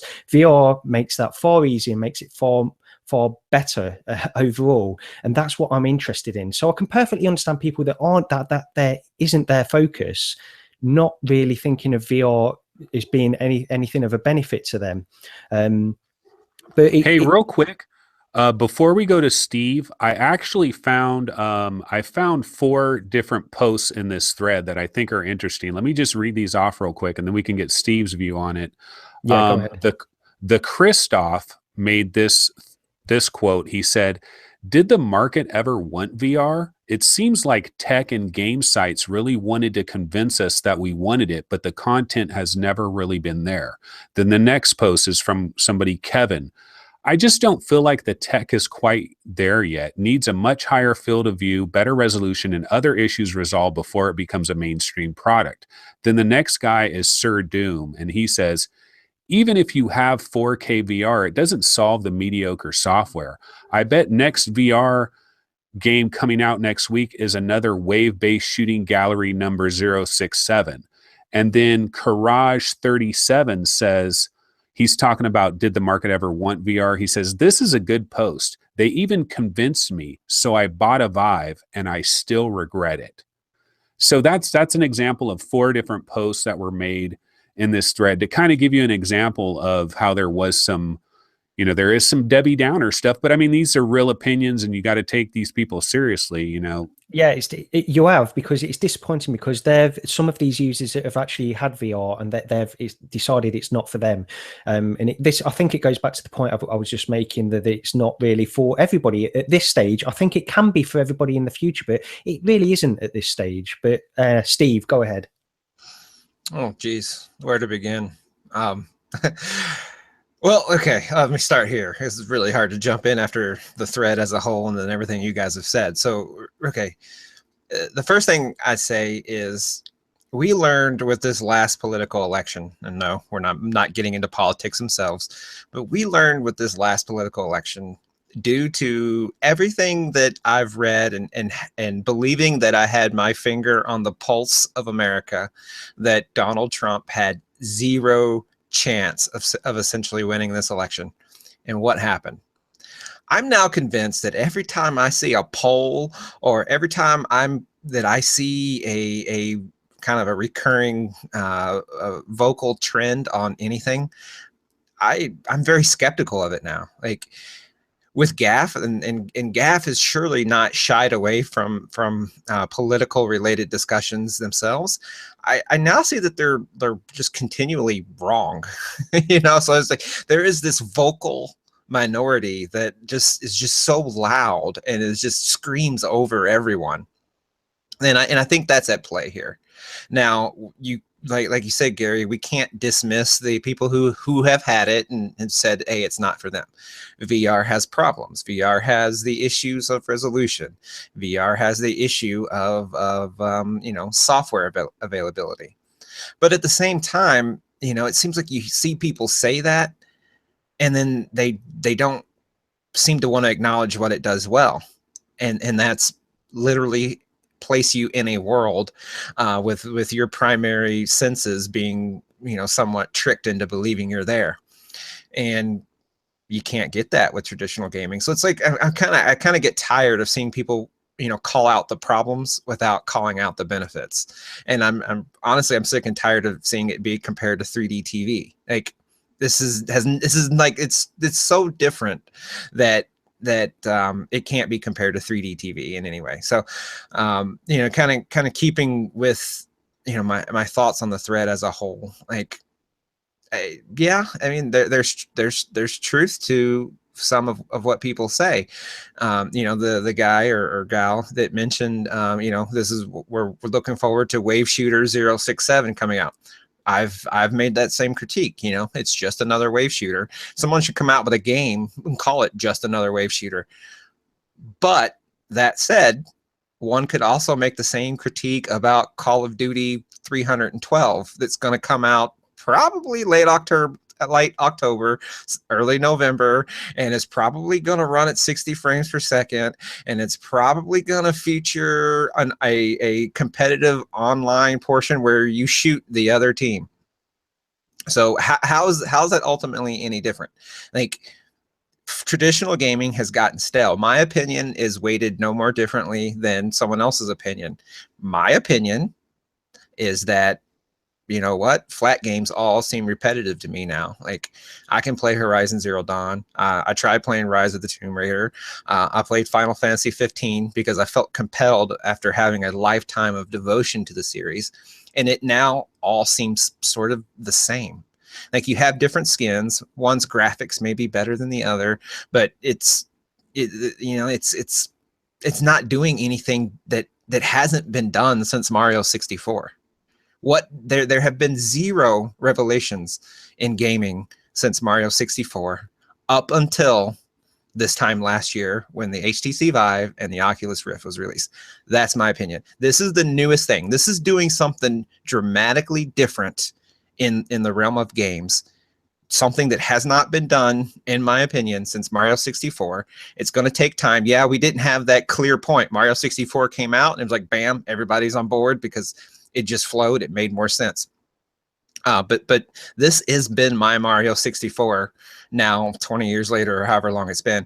And I personally, I think it's the future. I think, it doesn't have to be the future. I don't play mobile games, but mobile games has existed for the last 5, 6, 7, 8 years alongside my console gaming. And I think VR can do that. I think it has so many upsides, and the low sides are low hanging fruit. Resolution, wires, software, all that can be fixed. It seems like a major problem now, but in the grand scheme of technological evolution, this is a 2-3 year problem. It's going to get solved. We aren't going to have this problem 5 years from now. It may still lag from a pure performance perspective behind the latest flat games, because it only has to render the scene once as opposed to each eye and all that. So I at the end, my stance is let GAF be GAF. Let the vocal majority be the vocal majority. Cost, sorry, I'm derailed. Talk about cost. So many of those people have a PlayStation 4. A lot of them probably have a PlayStation 4 Pro. A lot of them probably have an Xbox One, and a lot of them probably ran out to buy a Nintendo Switch. You can't talk about cost if in your in your entertainment center you have 3 consoles. You can't talk about the cost of VR, because you can have a PlayStation 4 Pro and a PSVR for less than you can have a PlayStation 4, an Xbox One, and a Nintendo Switch. And while we're on the subject of software, the Nintendo Switch has one game worth a damn, and that's Zelda. It may be an incredible game. I want to play it. I haven't played it. It may be the best thing to come out this year, game of the year. It's awesome, but it's one game. There's not a lot announced for that platform. You were buying that platform because you are under the assumption, and because you trust Nintendo. You trust that they're going to bring the next Mario. I believe they will. You trust they're going to bring a Mario Kart to it. You trust that it'll have some middling third-party support. But really, there is no guarantee that past Zelda and the one announced Mario game, that it's going to be well supported past that. The Wii U can kind of give you, actually could give you concern if the Switch was to be supported like the Wii U was. So cost really isn't an issue. It is an issue for the HTC Vive and the Oculus Rift if you're a console gamer and you really don't have a vested PC. That is a cost, but VR as a whole, you can get a PlayStation VR, and the cost isn't the barrier that some of these people are making out to be. It's the straw man, in my opinion. Okay. Well, let's finish that there, and we can go on to what we've been playing. I know we've not got a great deal to talk about on what we've been playing this week. Been a little bit busy, but Anthony, do you want to go first on this? Have you got anything that you want to talk about? Yeah, I don't have much to talk about. Be real quick here, but I do want to mention this game called Compound. Now, this is an indie game, and it's kind of like a experimental project that this one guy is doing. The developer is called Not Dead, and it's available on itch.io. And you can go to itch.io. If people don't know about this, if you have an HTC Vive, and also I believe people with Oculus Rifts as well, most of the time we just go to Steam and we look at the demos that are on Steam, or you go to the Oculus store and see. I wish Oculus had demos, but that's another story entirely. But you can go to these places like itch.io, and they have all these weird little interesting things on there. Now, normally I don't go there, but I was on NeoGAF actually, and I saw this one guy's post where he was talking about this game Compound, and it just had a cool look to it. I'm like, you know what? I'm going to try this thing out. So I went to itch.io, downloaded it. And so the way it works is if you get a demo that isn't on Steam, what you do is you just go ahead and download the demo, and then you install it, unzip it or whatever, and it'll have like a folder that's on your PC. And then what you do is you turn on Steam VR and you get Steam VR up and running. And then you go into the folder that's on your desktop, and usually there'll be an application or something. The one that's the application, you just double click on that. And then typically what happens is it pops up and it's in your headset and it's working and it's ready to go. But it's a little different than getting a demo off, say, Steam. But this Compound game, the thing that stood out to me is I've been gaming for a long time. And back in the 90s, I had a Sega CD. I was an early adopter on Sega CD actually, and then I had like a Sega Saturn and stuff like that. And there's just something about this game. The graphics are very retro style, and it's like a first person shooter. You're inside this world, but imagine that you were inside a 32x game, because that's what it really looks like. It really looks like a 32x game, that you're inside the game and you're looking up at the ceiling and you're looking up at the walls. And there's some enemies that come out, and they're these full size, 6 foot tall, but they're pixelated. They have a pixelated look. You got a gun and you're shooting guys, and you can both teleport and do artificial locomotion to move around this little world. And there isn't much to this demo. If you download it, it's not a huge game or anything. It's under construction, and all there really is this one kind of basic level. There is a little mini map that you can pop up, which you're going to need, because if there's a downside to this little project that this guy's doing, is all the rooms kind of look the same, and all of it, so you can get lost in there. It really turns into a maze. But you do have this little, a little bit like Wolfenstein. Is that the one, Anthony? Yeah, it's very much like Wolfenstein. Yeah. And there's a little mini map, so you can pop your little mini map up and you can see where like the undiscovered rooms that you haven't been to, and then you can head in that direction. And it's very hard. These guys will shoot you real quick. You get 3 lives, or you have like 3 hearts, and so you can take 3 shots. But as soon as you take 3 shots, boom, you're dead. And there's these little tanks that are kind of roaming around, these little mini tanks, and they'll shoot at you. And then there's the little soldier guys that shoot at you. But the music of it just has this cool music. When you open the doors are like, zzz, and the doors open up and you walk through the doors and stuff. I really like it, man. I hope this guy keeps working on it. What I would love to see from this game is I'd like to see a lot of different levels, with different looking levels, different color schemes, maybe one that's in the dark where you have a flashlight. Maybe you get outside and they have some outside areas. I don't know how hard it would be for him to do that, but I really hope this guy keeps working on this. And actually, you know what the coolest thing about this is? Going back to those gamers that just won't go down the VR road, there's a lot of retro gamers out there. Retro gaming is super popular nowadays. And a lot of these retro gamers, they're like the last person you're ever going to get to use VR, because they're like in a completely different realm. But if you were to tell somebody, dude, this is like a 32x, Sega 32x game, that you're inside the game, I truly believe, I have this one friend, Chris, hardcore retro gamer. If I brought him over and I put him in Compound, I think he would have a blast with it, because he would just be like, oh, this is so cool, this is so retro. And the other thing too, and kind of a different tangent, is I truly believe that we could have almost like a virtual tourism for old classic games, where you can go into that old game and the nostalgia is off the Richter scale, Yeah, well, I was actually just going to mention, because you remember Steve did a Let's Play of this. It was like a locomotion demo, but it was for Mario. It was like at the first level, the first world of Mario.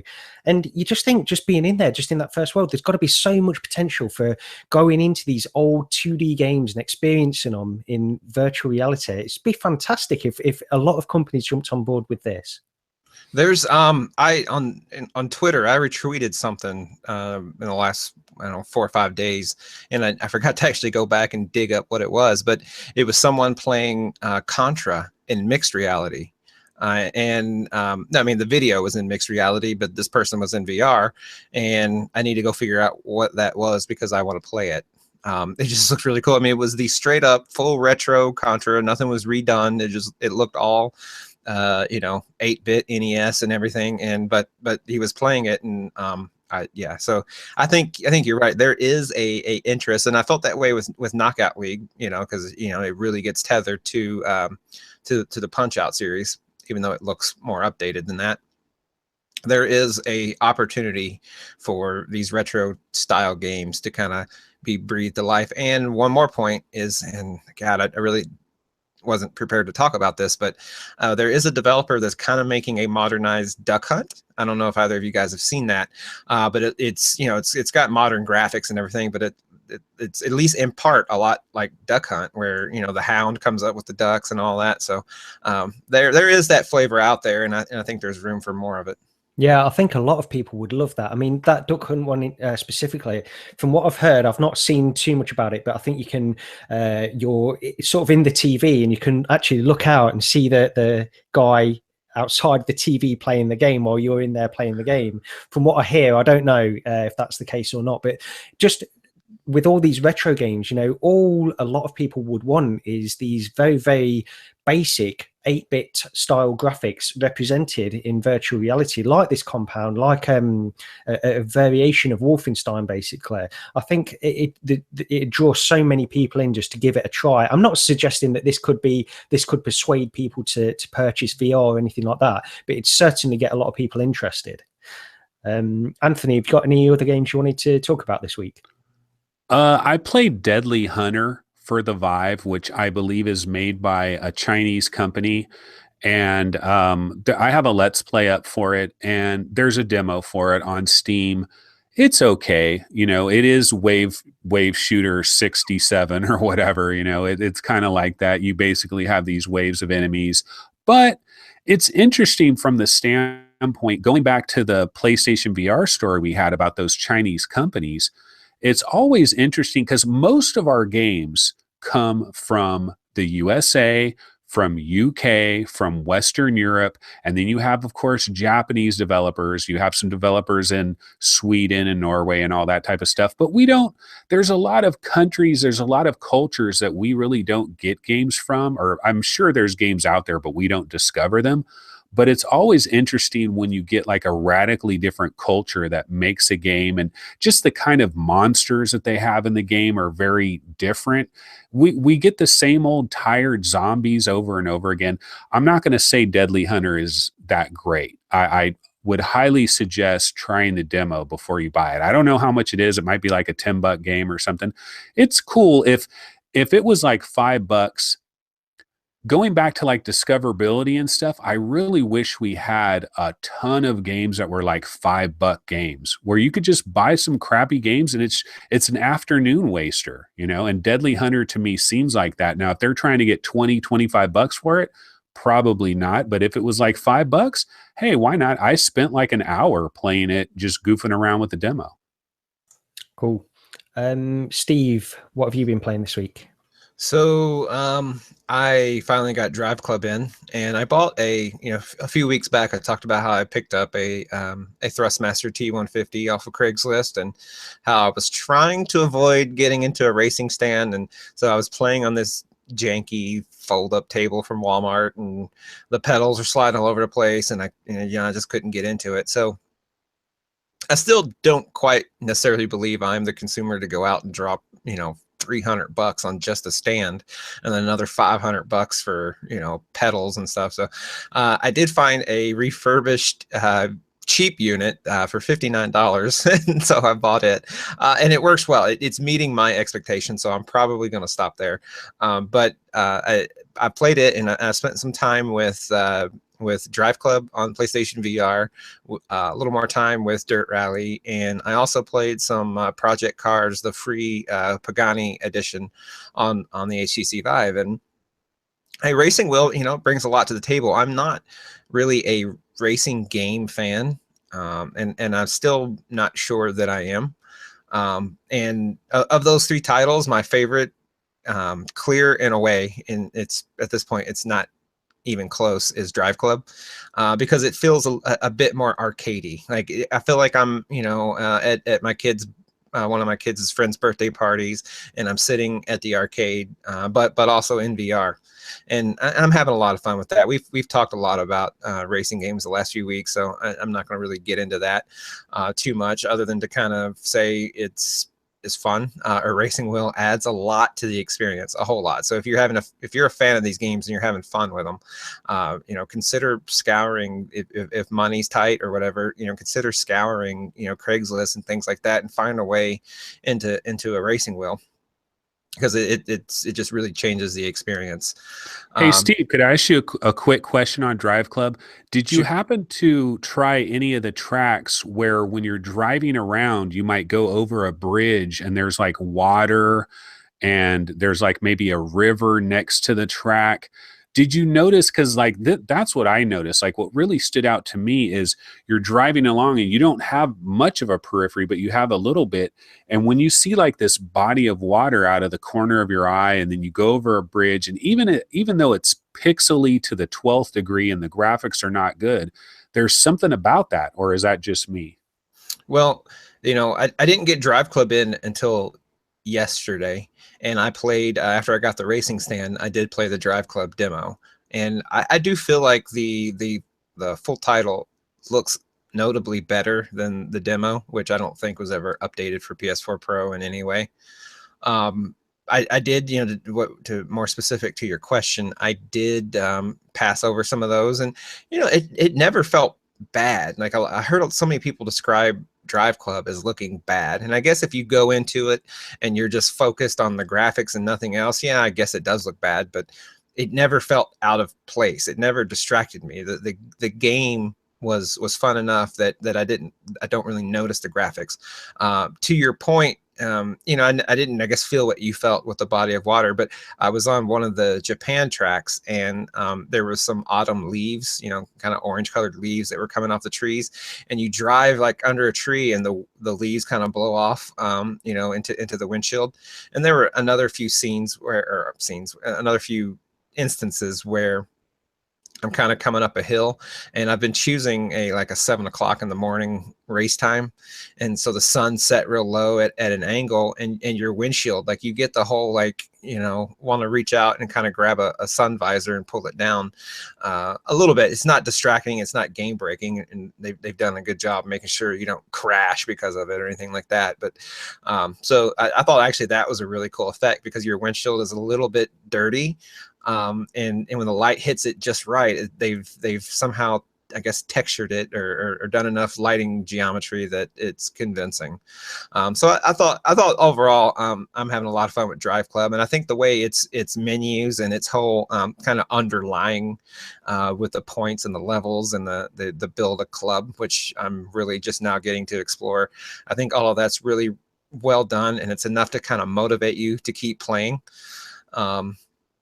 So I'm going to spend some more time with that. And then I've also, I picked up Here They Lie several weeks, I guess months at this point back. I had stated that if they ever do a PS4 Pro patch for Here They Lie, I'd have to buy it, because the game atmospherically is something that I'm a fan of.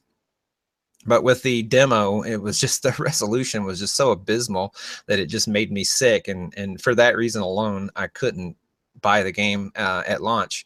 And I think, 3-4 weeks ago, I don't remember exactly when, but they did release a PS4 Pro patch that supposedly did improve the visuals. And it was on sale this week or last week. I bought it in the last few days, and it was $11. So I figured if I was ever going to put my money where my mouth was, now was the time to do it. So I did it, and I played a little bit of it this morning, and I think it looks better. I'd have to really go back to the demo and do a true A/B. It still doesn't look good, but I really do think it's better. But I can't say how much better. I can't say with any kind of absolute, because it's been so long since I played the demo, and it left a bad impression.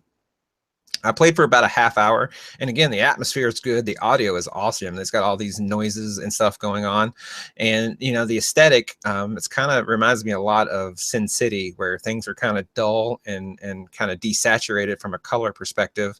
But a few things, have some selective color pop. Like the characters. There's a girl with big somethings that's in this yellow dress, and you're kind of chasing her, and she stands out, and then she's real easy to spot. So I really don't know what's going on from a narrative perspective, but I can say that the nausea is still there, and it's kind of troublesome, not so much from this game, but I figure, as a VR consumer, having both headsets and playing a ton of games that I buy, games that we have given to us to talk about on the show, if I don't have my VR legs, who does? Like, you know, I know there's people that have put in more time than me, that have more time to put into it, but someone as experienced as I am, having played rigs and had zero problems with rigs, and having played Robinson and so many of these other PlayStation games on top of all the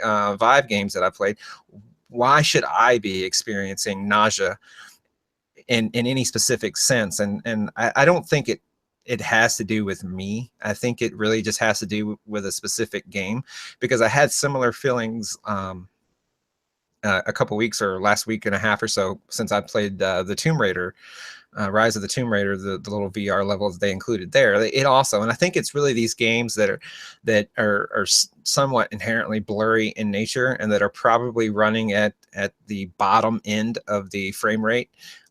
Turning with a reduced frame rate and blurry graphics seem to be a combination for nausea, and I'm definitely experiencing that with Here They Lie. It's not enough that it's like where I'm ripping the mask off and have to go puke. Like, nothing's made me do that, but it's there a little bit, and it probably means that, and if it doesn't get better, I'm probably going to have to play this game in small 20-30 minute bursts.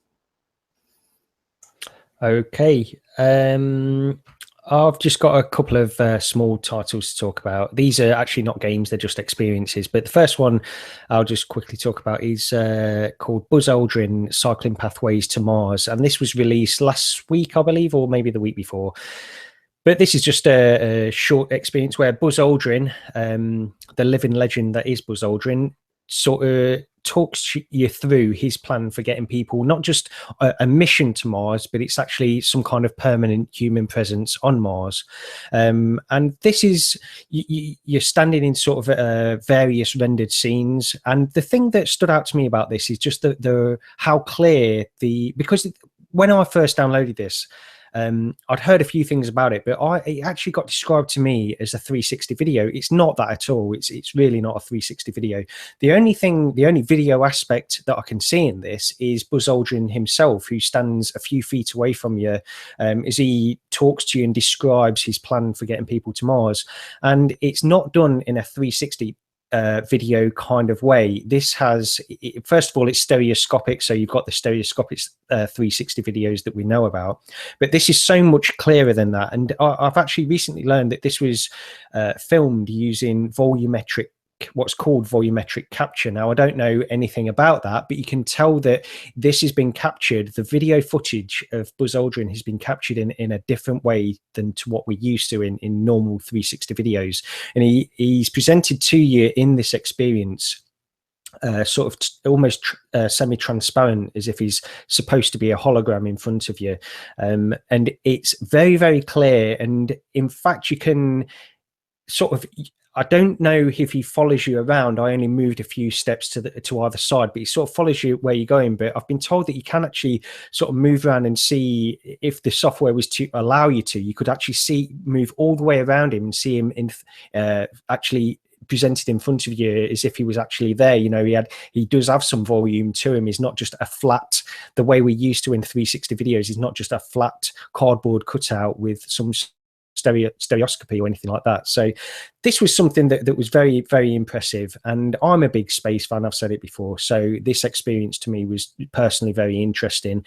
It's only about 10 minutes long, but it's free and you can download it from Steam, so it's definitely worth, if you think this is something that might interest you, just to see the footage, just to see how well they've captured Buzz Aldrin as he speaks to you. I think it's worth a download just for that. The other one I want to talk about is EverestVR. Now, this has been out for a while. It got a lot of it got a lot of people weren't pleased when it was first released, because it was released as quite an expensive experience, and it only lasts for probably about 30 minutes, I think, in total. And I think it was released over here in the UK for around £25, something like that. So it's quite expensive, around sort of $30, I guess it would have been. And yeah, a lot of people were complaining about this. Now, I played this title. I didn't pay the £25 or anything for it. And actually, you can pick it up now for about £10, I think, over here. But this is a very, very impressive experience. taking the cost out of it, I think this is an incredible experience, really, when you're going through it. There's very little interaction, and you're going through these very small menial scenes that you're doing very sort of almost well, nothing really. You're just sort of moving through these scenes in various capacities. You're sort of climbing a face, or you're moving over a ladder over a crevice, and it's very immersive. But the thing for me is just how it's graphics. I mean, it all comes down to graphics for me on this particular experience. The mountain is presented to you in such